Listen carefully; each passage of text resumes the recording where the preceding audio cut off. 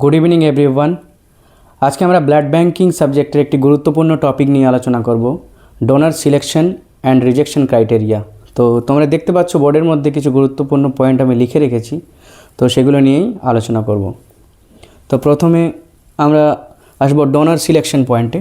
তো ডোনার সিলেকশনের ক্ষেত্রে আমরা যখন ডোনার ব্লাড ডোনেট করতে আসবে তার কাছে আমরা কিছু জিনিস জানার চেষ্টা করব বা ভেরিফাই করব ব্লাডটা নেওয়ার আগে। তো সেগুলোই আমরা জানবো। তো প্রথমে আমরা বয়স জানবো। এজ দেখব যাতে ডোনারের এজ 18 থেকে 60 বছরের মধ্যেই হয়ে থাকে।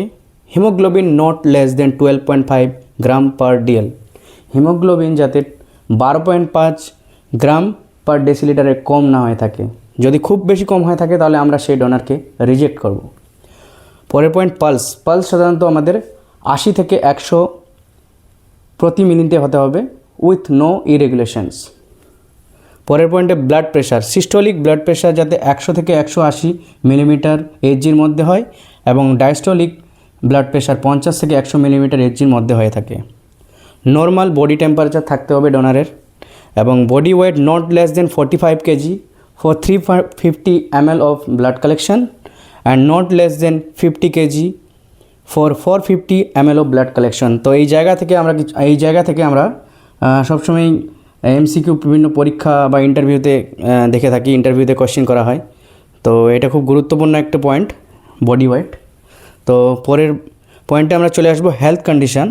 তো হেলথ কন্ডিশনের যে সমস্ত পয়েন্ট আমি এখানে লিখে রেখেছি, তো আমি তোমাদের সুবিধার জন্য past 1 year, 6 month, 3 month, 48 hour, 24 hour, 7 hour এরকম করে কিছু গুরুত্বপূর্ণ পয়েন্ট লিখে রেখেছি যাতে তোমাদের মনে রাখতে সুবিধা হয়। তো প্রথমে চলো দেখা যাক। প্রথমে লিখে রেখেছি past 1 year not been treated for rabies, had jaundice or receive hepatitis B immune response. তো গত 1 বছরের মধ্যে কোনো একটা যে ডোনেট করতে এসছে সে রেবিসের ভ্যাকসিন পেয়েছে বা হেপাটাইটিস বি ভ্যাকসিন পেয়েছে বা 1 বছরের মধ্যে জন্ডিসে আক্রান্ত হয়েছিল, এমন যদি আমরা ডোনারের হিস্ট্রি পাই তো সেই ডোনারকে আমরা রিজেক্ট করব।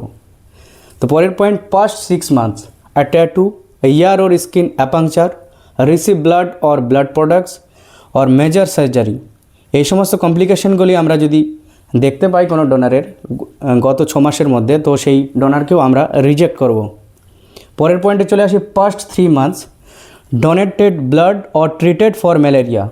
গত 3 মাস বা 3 মাসের আগের সময়ে কোনো ডোনার যদি ব্লাড দিয়ে থাকে, অলরেডি ব্লাড দিয়েছে আর ম্যালেরিয়াতে আক্রান্ত হয়েছিল, তার মেডিকেশন বা মেডিসিন পেয়েছে, তো সেই ডোনারকে আমরা রিজেক্ট করব। পরের পয়েন্টে চলে আসি past 1 month had any immunization. তো ইমিউনাইজেশনটা কি? ইমিউনাইজেশন হলো কোনো একটা ডিজিজের এগেনস্টে ভ্যাকসিনেশন বা ভ্যাকসিন পাওয়া। তো পাস্ট 1 মান্থ, গত 1 মাস বা তার আগের সময়ে মধ্যে যদি কোনো ইমিউনাইজেশন বা ভ্যাকসিন পেয়ে থাকে কোনো ডোনার, তো সেই ডোনারকে আমরা রিজেক্ট করব।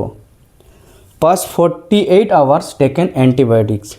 গত 48 ঘন্টা মধ্যে যদি কোনো ডোনার অ্যান্টিবায়োটিক পেয়ে থাকে, এমন হিস্ট্রি যদি আমরা কোনো ডোনারের থেকে পাই, তো সেই ডোনারকে আমরা রিজেক্ট করব। পরের পয়েন্টে চলে আসি পাস্ট 24 আওয়ার্স টেকেন অ্যালকোহল ব্রেভেজেস। তো গত 24 ঘন্টা বা তার আগের সময় ডোনার যদি অ্যালকোহল কনজিউম করে থাকে, তো সেই ডোনারকে আমরা রিজেক্ট করব। লাস্ট পয়েন্টে চলে আসি past 7 hours any dental work or taken aspirin. Past 7 hours, গত 6 ঘন্টা বা 7 ঘন্টার মধ্যে ব্লাড ডোনেট করার 6 ঘন্টা বা 7 ঘন্টার আগে যদি কোনো ডোনারের দাঁতের কোনো চিকিৎসা হয়ে থাকে বা অ্যাসপিরিন পেয়ে থাকে, তো সেই ডোনারকে আমরা রিজেক্ট করব।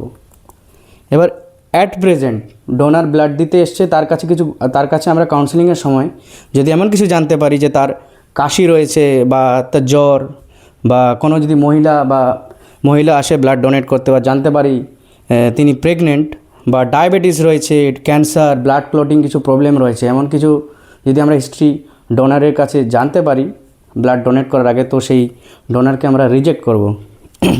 Ever head TB, bronchial asthma, kidney disease, liver disease, এমন কিছু কমপ্লিকেশন যদি আমরা বা হিস্ট্রি যদি আমরা জানতে পারি কোনো ডোনারের থেকে, তো সেই ডোনারকে আমরা রিজেক্ট করব। তো ধন্যবাদ। আজকের জন্য এতটুকুই। আরও অনেক কিছু পয়েন্ট আছে যেগুলো আমি লিখতে পারিনি, সেগুলো আমি তোমাদের পরের ক্লাসে জানাবো।